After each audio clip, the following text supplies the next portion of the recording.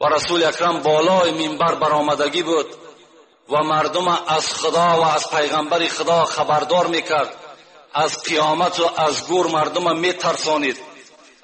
اسامه میگوید من در یک گوشه هم بودم و نگاه کردم که تمام مردم در گریه هستند، همه گریه دارد، همه از گور میترسد، از قیامت میترسند، آبهای چشمشان داشته نمیتونند. اسامه میگوید من هر چی که میکردم آبی چشمم نمیریخت. از این کردار خودم ناخوش شدم که چرا که آبی چشمی همه میریزد لیکن آبی چشمی من نمیریزد.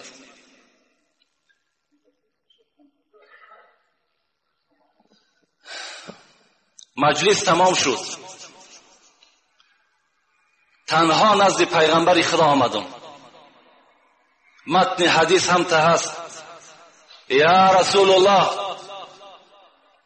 اشکو الیک من جمود العین.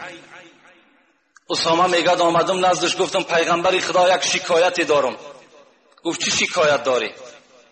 شکایتم همین است که چشمهای من یخ کردگی هست. جمود این از کلمه یخ است. چشمهای من یخ کرده است، هر حرکتی که میکنم از داخلش آب نمیبراید. رسول اکرم چی حالت باشد؟ پیغمبر خدا چیکار کردن؟ میگد اسامه میگد وضع یدیه علی صدری، دستش میگه پیغمبر خدا آورد بالای سینه من ده گذاشت و چی گفت؟ گفت اخرج یا عدو الله، ای دشمن خدا از دل اسامه بیرون شو. با مجرد که میگه این سخن از زبان پیغمبر برآمد ای دشمن خدا از دل اسامه بیرون شو، ثم بکیتو، آبی چشم دیگر داشته نشد، آبی چشمم هم تریختن گرفت. میگه گفتم رسول اکرم این سبب در چی بود؟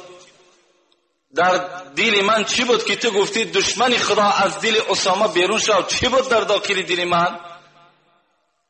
رسول اکرم چی گفتن؟ اسامه گفتن جمود العین من قسوة قلبک، این چشمی که از تو یخ کرد آبش جاری نشد، این سببش این است که اسامه دل تو سیاه شده بود.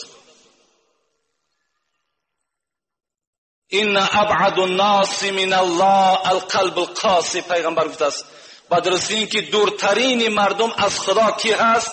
همون شخصی است که دلش سیاه هست. اسامه حیرت دماندن، گفتن رسول اکرم من 5 وقت نماز با جماعت میخوانم، من خدا را میشناسم، این سیاهی از کجا پیدا شد؟ رسول الله گفتن قسوة قلبک من کثرت الذنوب، این سیاهی دل تو اسامه گفت از بسیاری گناهی تو پیدا شد.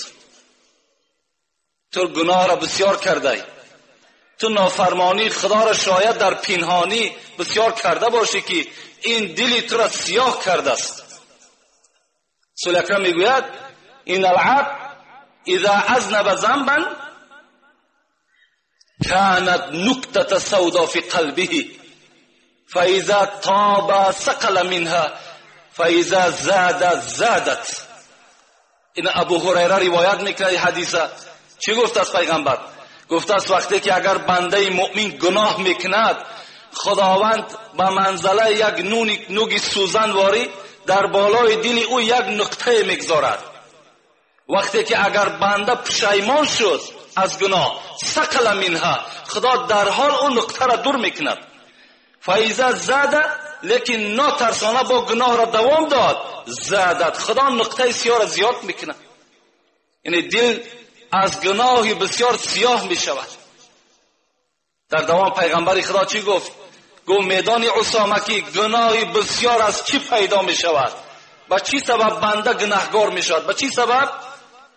اسامه سوال کردن، گفت کثرت الذنوب من نسیان الموت. میدانی گفت اسامه بسیاری گناهی تو گفت اسامه پیدایشش از این است که تو مرگ فراموش کردی، تو مردن فراموش کرده ای. تو از این به خاطر هستی که تو بالای پات حرکت داری، امروز تنی صحت داری، لکن در پیش مرگ منتظر توست. تو از مرگ فراموش کردی. حضرت گفتند رسول اکرم بهر چی من مرگ فراموش کردم؟ چرا این طور شد؟ رسول الله گفت که من طول الامل، زیرا که در دل تو آرزو بسیار است، تو نقشه های بسیار که در دل داری، آرزوهای بسیار که در دل داری، از این خاطر تو مرگ فراموش میکنی. در اصل آن آرزو امیدهایی که در دل ما و شماست که سال آینده فلان کار انجام میتم، سال آیندهش فلان کار انجام میتم، اینا آرزوهایی هستند که ما و شما فقط همون سال منتظر هستیم. آمدن مرگ از خاطر ما و شما دور می شود. در دوام رسول اکرم گفتند میدانی که آرزوی بسیار از چی پیدا می شود؟ اسامه گفتند نه یا پیغمبر، به علم خدا تو خداوند داناست، از چی آرزوی بسیار از چی پیدا می شود؟ رسول الله گفتند من حب دنیا، از محبت دنیا آرزوهای بسیار پیدا می شود. آدم دنیا را دوست بدارد، محبت در دلش بسیار می شود. محبت دنیا در دلت که غلبه کرد، آرزوهای بسیار در دل تو پیدا می شود. و رسول الله در آخر گفتند، اسامه گفتند از این روز اعتبارا دل تو که صاف شد، دل تو تازه شد، ولکن رأس کل خطیه حب دنیا، سری همه خطایی ها گفت اسامه بدان که دوست داشتن دنیا هست. کسی دنیا را دوست می دارد آخرت بد می بیند، کسی که دنیا را دوست می دارد مردن بد می بیند، قبر بد می بیند. این چی است؟ این نشانه او هست که این آدم محبتی بر دنیا دارد. فکر میکند که در دنیا من ابدی هستم، یک تصور نمیکند که رسول اکرم کجا شد، یک تصور نمیکند که بهترین بعد رسول اکرم ابوبکر صدیق کجا شد، عمر کجا شد، عثمان کجا شد. اینا را فکر نمیکند. مر موسی علیه السلام بالرجل و هو یبکی و رجع و هو یبکی. غزالی میگه در کتابش که روز حضرت موسی